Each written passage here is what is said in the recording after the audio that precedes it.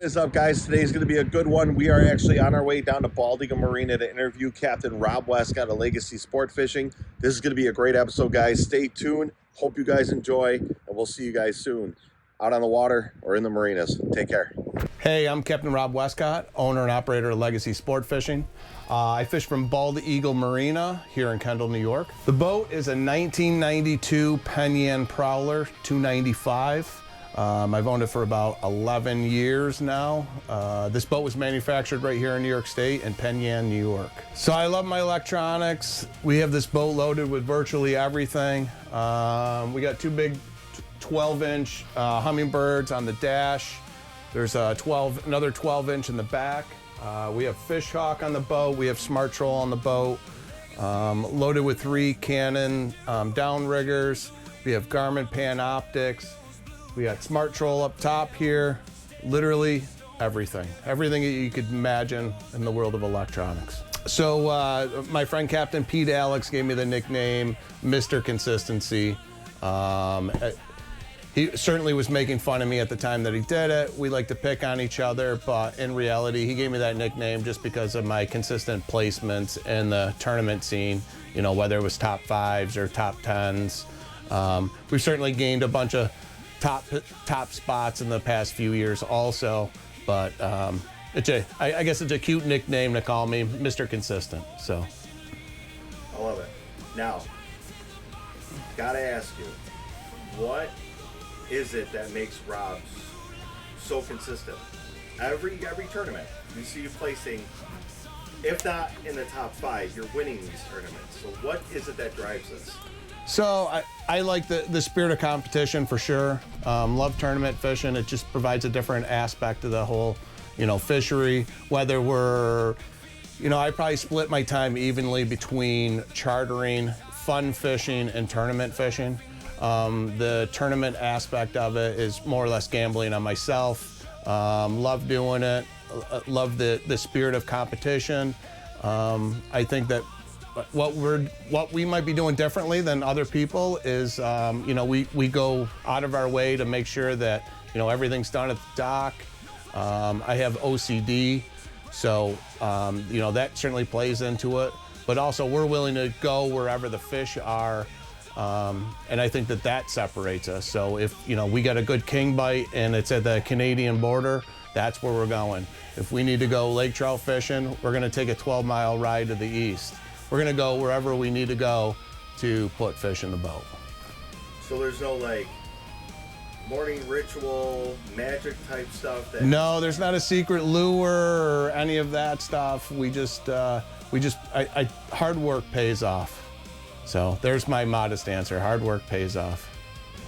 So I sit on the Fish Hawk Pro staff. The Fish Hawk is certainly something that we use on a regular basis. It's something that goes in the water every single day.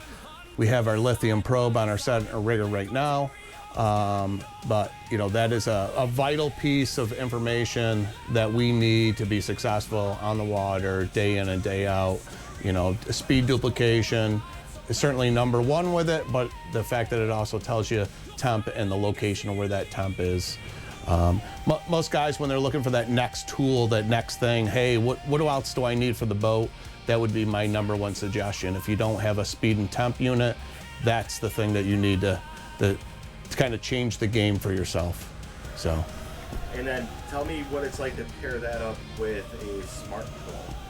So just different stuff, right? So the Fish Hawk is able to give you your speed and temp at depth. Smart Troll does something very similar. I actually have 2 probes sitting right here. My big uses for the Smart Troll, I like to use them on my divers. So never before have we been able to know exactly where and what depth our divers are in. And now just with that simple probe, we're able to put that on our diver and know exactly where our divers are in the water column. And we know what depth they're at and what temp is there. But I also use these probes, the Smart Troll probes, on riggers that don't have my Fish Hawk to give me the temperature. So I'll basically know a high, low, what temp is. Tournament fishing is much different from anything else, right? You know, you got money on the line. hopefully at the end of the day, nobody's out tournament fishing for the money. If you're out there fishing to win money, you're in it for the wrong things. My thought process has always been, we're there for the bling. We want the trophy. So what I could tell guys that are just getting into it, you know, these smaller tournaments, certainly the thing that we have going here at Bald Eagle, Sandy Creek, and Monroe County, you know, where you have a smaller fish box. You're competing against a lot of guys with the same size boats. Of course, you got some pros that are mixed in, but typically when, you know, it takes just a 3-fish box or a 4-fish box or a 5-fish box, you know, anybody can find those fish in a day. So, you know, certainly competing against pros in a 12-fish box scenario like you would in a Pro-Am might be a little bit different of a scenario. But, you know, tournament fishing, I feel like you learn a lot. You learn a lot about decision making, and some of it's good, some of it's bad. But the big thing is your learning curve has to be quick. You got to make quick, rash decisions. Things don't always go as planned. So that decision making process is probably the #1 thing to learn. And you're going to learn it while tournament fishing, because otherwise it's going to cost you the day of fishing. So don't be intimidated against fishing against big boats. Everybody has their luck. Everybody has their bad days, you know. But tournament fishing is a great thing. Great way to introduce yourself to, you know, like I said, the smaller tournaments are a great way to introduce yourself to the tournament scene. So I am the president of the Lake Ontario Charter Boat Association, and have been for a number of years. Also known as LACBA, but we represent all of the charter fleet for Lake Ontario and kind of the surrounding waters, you know, including, you know, say the St. Lawrence River, Niagara River, so on and so forth. But really our goal is just to, you know, keep captains in the know, education, maintain a great relationship with the DEC, you know, those sort of things. So anything that we can do to better the fishery and to better the guys that are involved in the fishery, that's what we're all about. So I am also a member of LOFAP. So LOFAP stands for Lake Ontario Fishery Advisory Panel. The idea behind that was the DEC started a small group, and the idea is to put stakeholders in the same room as DEC, and more or less ideas can be bounced back and forth, you know. So if there is a proposal, they could get immediate feedback from the stakeholders, which might be charter captains, stream guides, that sort of thing, but immediate people that are in the know.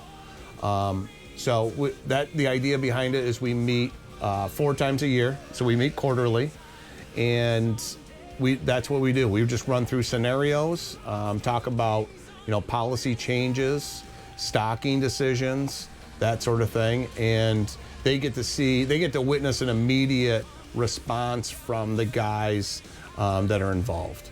So the group is made up of 4 regions. So the regions are pretty simple: West, West Central, East Central, and East. In each one of those zones, you have 2 guys that represent the lake and 2 guys that represent the tributary side of things. So you get both sides of the fishery, and like I said, it's just it's more of like a brainstorming scenario. We meet 4 times a year and discuss policy, stocking, all the things that are relevant. So it really just puts stakeholders in the room with the DEC rather than, and hopefully that we're helping influence some of these decisions and you know, making the fishery better. So I think that if you're just getting started, in my opinion, this is probably the most overcomplicated fishery in the world. And it doesn't help that I think that we overcomplicate things a little bit, but there's a lot here. You know, there's a lot of different gear, a lot of electronics, a lot of different equipment. But I know when I started, I mean, we took what we had. You know, we grabbed, you know, 9, 10 rods, whether they're spinning gear, whatever we had, and threw it on a boat, and that's what we went fishing with. If you have the right boat, and maybe you have a multi-species boat that you're looking to target Lake Ontario with, I would certainly say take a charter, find a reputable guy, take a charter with them, see what they do and how they do things. That'll shorten your learning curve a million times over. And then the second thing is there is so much online educational stuff, whether it's YouTube or Lake Ontario United, or there's so much information out there. Just read up on stuff. Take the time in your spare time, watch some videos. That would really help. We also have the Niagara Expo every year. There's 100, 200 seminars that you could sit in a weekend, but learn from these guys. It'll shorten the learning curve.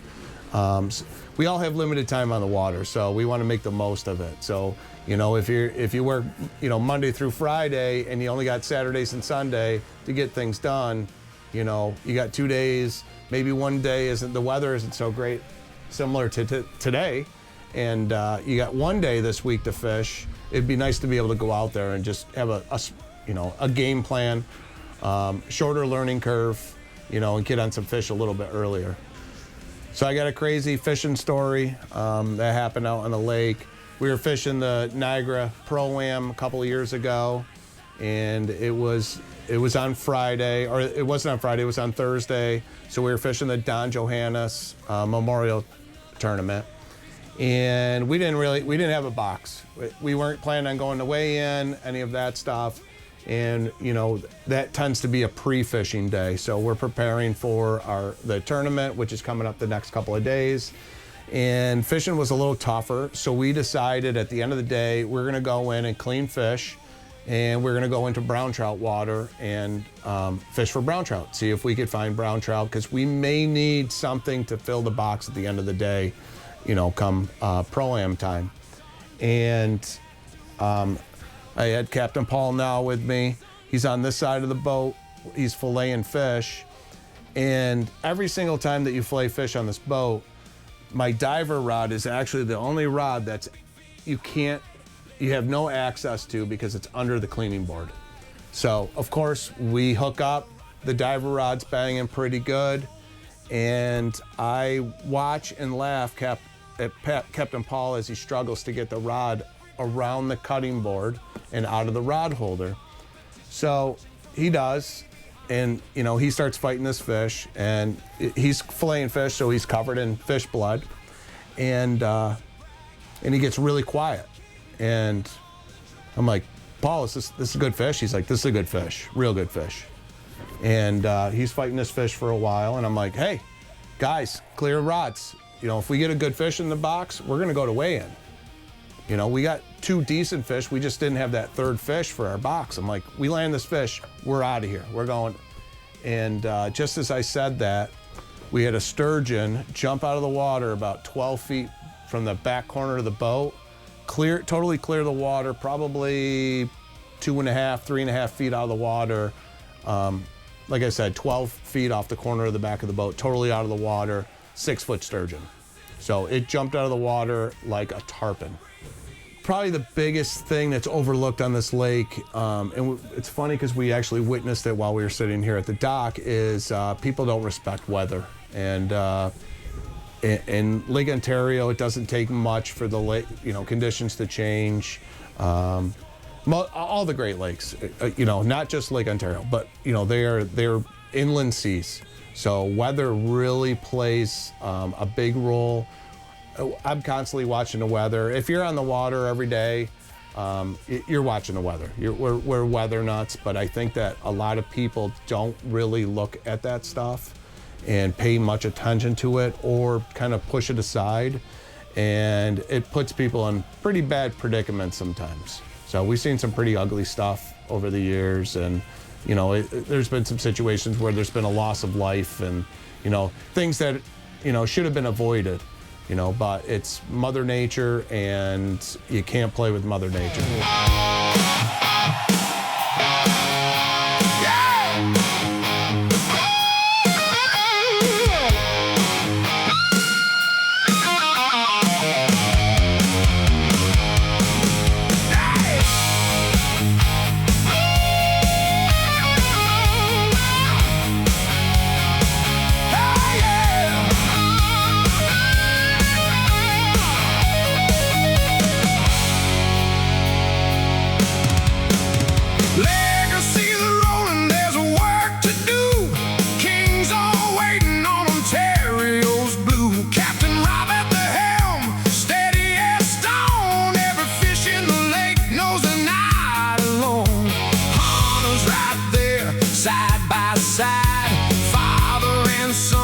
the morning tide. Pinyon cutting through the spray. Another trophy's coming home today. No shortcuts, no lucky streak. Week after week, they're the ones to beat. Hey, Mr. Consistent, king by king. Hear that drag, start to scream and sing. Legacy sport fishing leading the way, putting giants in the box every single day. From Bald Eagle Marina to the deep blue line, top of the leaderboard every time. Crocs on deck and tattoos that tell. Captain Rob's got the kings under his spell.